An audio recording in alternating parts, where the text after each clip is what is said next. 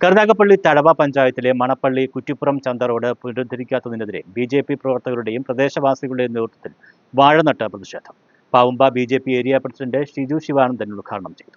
തഴവ പഞ്ചായത്തിൽ മണപ്പള്ളി തെക്ക് 12ഉം 14ഉം വാർഡുകളുടെ അതിർത്തിയിൽ സ്ഥിതി ചെയ്യുന്ന മുക്കുളം റോഡിന്റെ ശോചനീയാവസ്ഥയിൽ പ്രതിഷേധിച്ചാണ് പാവുമ്പ ബി.ജെ.പി. ഏരിയ കമ്മിറ്റിയുടെ നേതൃത്വത്തിൽ റോഡിൽ പ്രതിഷേധം സംഘടിപ്പിച്ചത്.